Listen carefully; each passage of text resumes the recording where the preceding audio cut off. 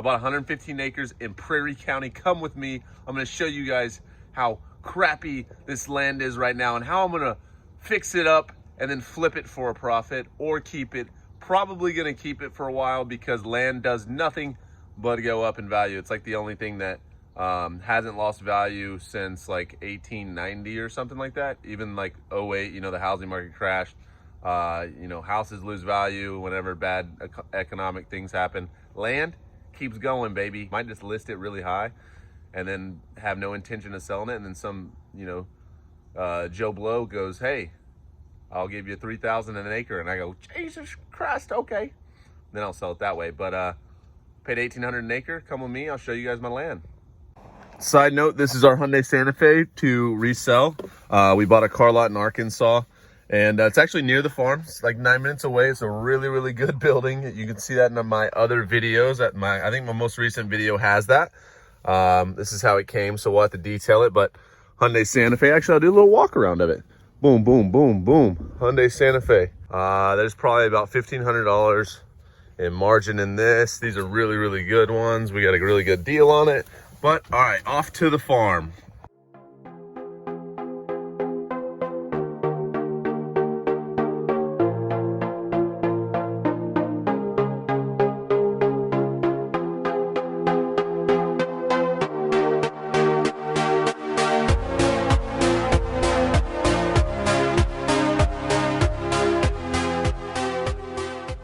The part that I bought is coming up. It's actually on the left, so it looks just like trees, but I'll show you. Right here on the left, there's 30 acres, and then on the right, and then on the left, there's 85 acres. So it's a total of 115 acres. This road splits it.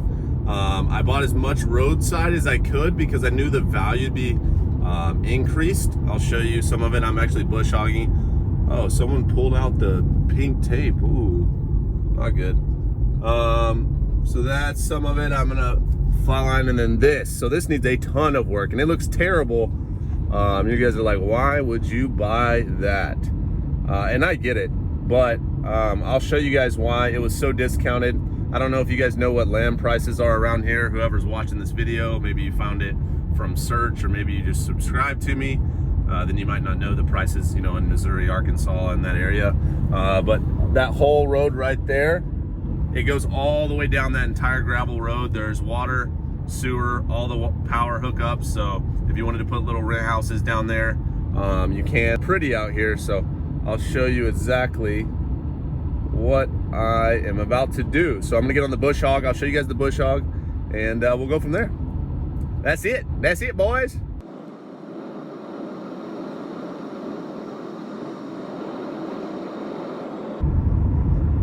Here's some more. Here's some soybeans. And that is it.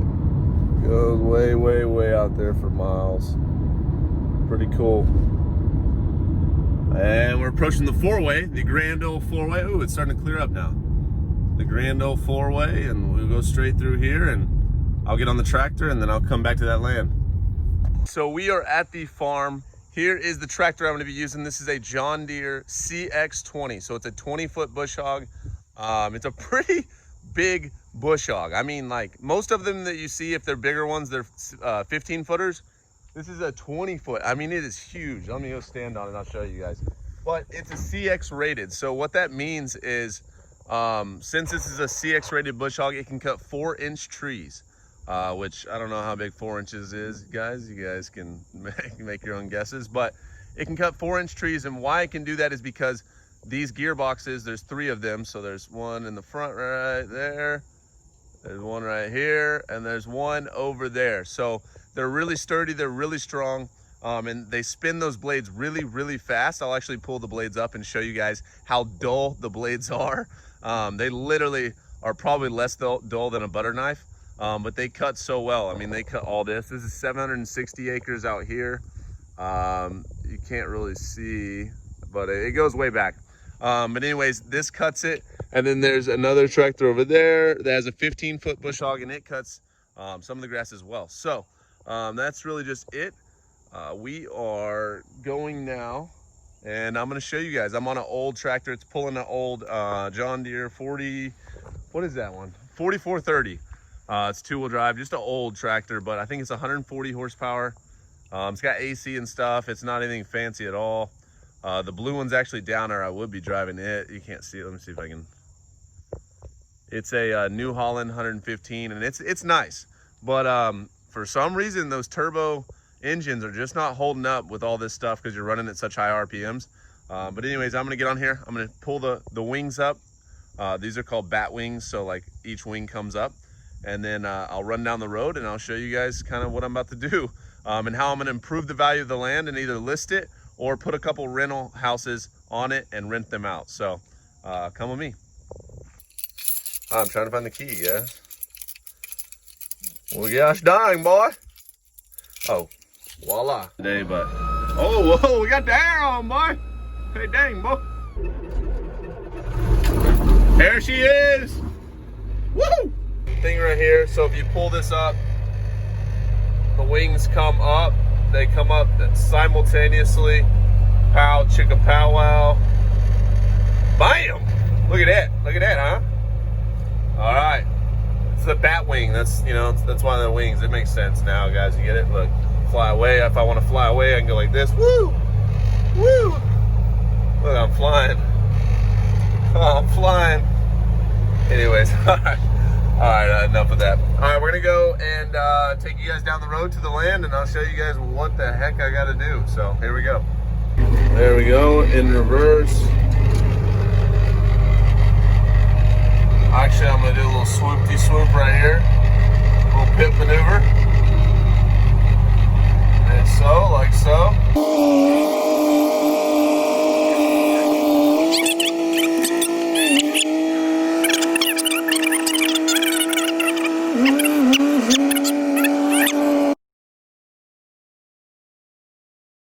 All right, guys, not looking good.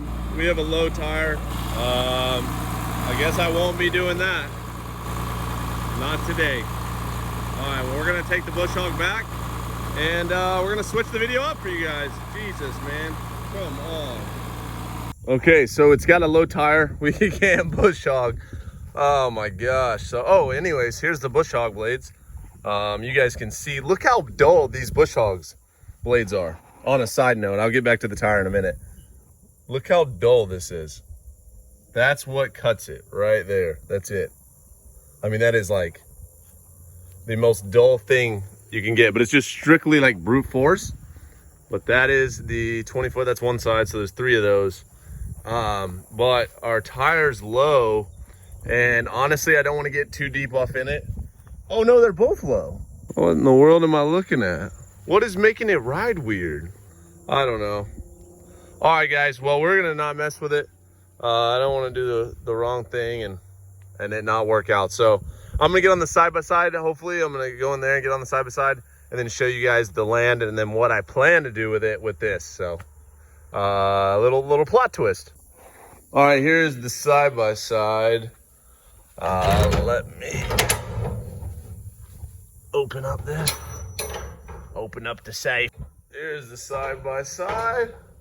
Oh my God, dude. Are you kidding me? Oh my God, man. What's up with flat tires? Well, it looks like I won't be doing anything today. So, and this is the whole reason why this tractor, we put foam inside the tires. So you can't even pop these tires. This is the only one that's indestructible, except for it's down, so it's not indestructible. At this point, I'm just gonna get in my car and drive by my land and show you guys. So, flat tire, day in the life of a wannabe farmer, I guess. I don't know what to title this video or anything. So, Jesus, I'm gonna get in the car and go down the road, and I guess I'll see you guys in just a second. Just weird because like that's not that low, and but it's like it's almost like it has a flat spot or a dead spot in the tire, like it's like that's what the other side looks like. I'm starting to get really confused, but it's riding like this. You can feel there's like a flat spot, like it's sat, you know, like when a tire on a vehicle sits so long that it creates a flat spot on the tire. but I don't see one. And it's definitely on this side, so I'm really confused for what's going on. Like, I don't get it at all. All right, anyways, we're gonna go to the farmland and I'll show you guys my land and what the plans are. Okay, so here is the land on the right. Like I was saying, it goes all the way down this road. It is basically a wise off. This road was actually graded yesterday when I was working on it. So I bought all this, which looks, you're like, holy shitonky. It looks bad. It does look bad. So we're gonna take you guys into the land. Let me get down this road. There's an entrance, or there's like 2 or 3 entrances on down here. So I'll show you guys in just a second what I'm talking about. Here's one of the entrances. I cut some brush in there, as you can see. If you keep going, there's some more.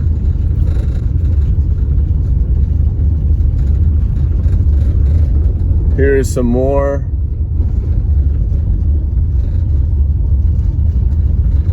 And then there's an entrance right here, which I'll pull in and I'll show you guys what I did and my plans. All right, so here is this land that I bought. Let me get out and I'll show you. Okay, so we are out here at the farm, or at my land. And as you guys can see, here it is. I bush hogged some of this yesterday. I bush hogged some of this, but this was all, the entire place was in pine trees. So it was in a pine tree government program. It paid $58 an acre, which is not much, to be honest. But they basically pay you to let the pine trees grow, and then they harvest them in 20 years. So I think in 2014, 20 years was up. All these were leveled and cut down all the way down to the stumps, flush with the ground or a little higher. That was kind of one thing in the contract that, you know, wasn't necessarily something that was signed correctly. Now some of the stumps are like 6 inches, 8 inches above the ground, so it's kind of a hassle. But, you know, now it's 2020, so the stumps have had time to rotten. They're much easier to get up. And the problem is, when I bought this property, it looked super nasty and undervalued, but I knew what was underneath, like how flat it was and level it was right here, that it was actually worth some value. So paying $1,800 an acre, knowing that, you know, this whole place can look like this behind me, but whenever they appraised it, it looked like that. And it looked super ugly. So the appraisal value came back lower, because when it was first cleared in 2017, the appraisal value was $2,600 an acre, I found out, in 2017 for that appraisal. Well, then 2017, 2018, 2019, you know, no one mowed it, no one upkept it, and it grew up, and it looks, you know, just like it does now, besides this patch that I bush hogged yesterday.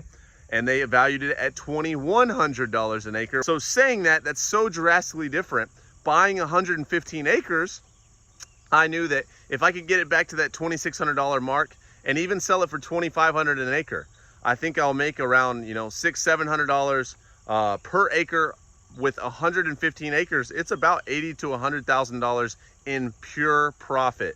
But land does not go down in value. So you guys comment down below, should I sell it for that $100,000 in profit once I clear all this, or should I put rental properties just like those, I don't know if you guys have seen, but a pole barn house kind of like this one, all down the road. So say deer hunters want to rent this from me. I'll say, okay, I have a rent house here. You can rent the house out, and I'll give you 10 acres to hunt on. Because most houses in Arkansas, even ones that say they're on land on Zillow and stuff like that, or Craigslist for rent, they're on, you know, 2-3 acres, and they'll say, oh, prime hunting land.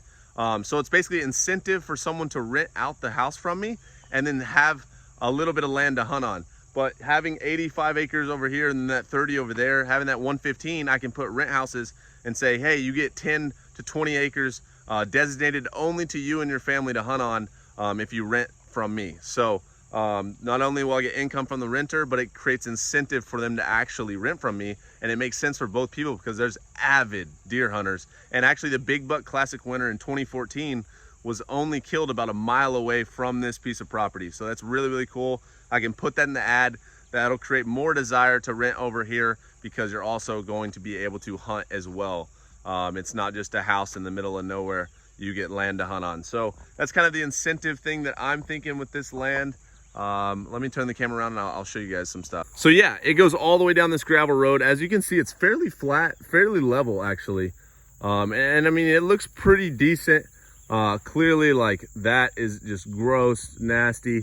I really need like a brush mulcher on a skid steer and just go in there and go haywire. But it's fairly flat.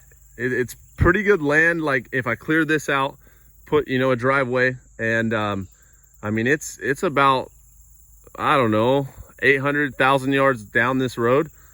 So yeah, it's far. It keeps going down there. It keeps going way back there, all the way. See those trees way back there? Not these, but the ones way back there. It goes all the way out there.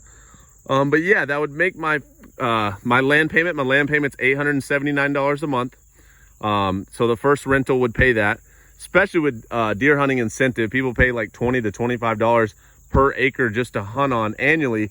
But if I say it's free, as well as, you know, a nice brand new built pole barn house, I think it'd be really good incentive. And then on top of all that, all my renters, so say I had 4 rent houses down this road, they would all be in one spot. So if something goes wrong at 2 of them, they're not across town. So I don't have to go like, hey, oh man, I got to go work on this one and then drive 30 minutes and then work on that one. They'll all be in one little strip, and that'll make it super convenient for me, make it really efficient, and collecting rent will make it efficient. If they don't want to use like Zelle or Cash App or Venmo, if they're old school, I can just come down the street, boom, they pay me, they pay me, they pay me. It's all in one area. Really, really cool. So that's my plan with the 115 acres that I bought. Here it is. I hoped you guys like this video.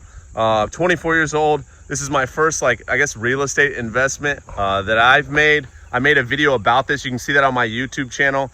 But yeah, this is it. I mean, this is pretty cool for me.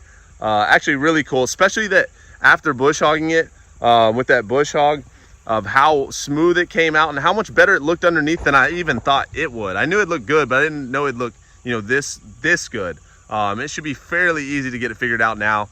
And yeah, that's really just it. Thank you guys so much for watching. If you guys have any questions, if you guys have any comments, comment those down below. Let me know.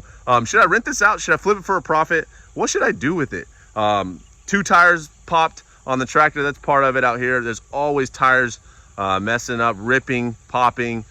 So filling them up with foam is mandatory, because once you start bush hogging stuff like this and you cut those branches or those trees in the ground, they're really, really sharp. So if you run back over them, you know, you can pop the tire or whatever it is. It happened, I think 3 years ago, whenever I was bush hogging that 760 acres. It took me 3 months to bush hog that because I kept popping tires, and then I'd spend half the day bush hogging and then half the day fixing the next tire that popped.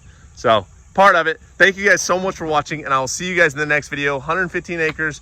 Do I sell it? Do I flip it? Do I put rental properties on it? Do I hold it forever? What I do, I don't know. I got a really good deal on it, so there's no need in me selling it unless a better opportunity comes up. But I'll see you guys in the next video. Thank you guys so much for watching.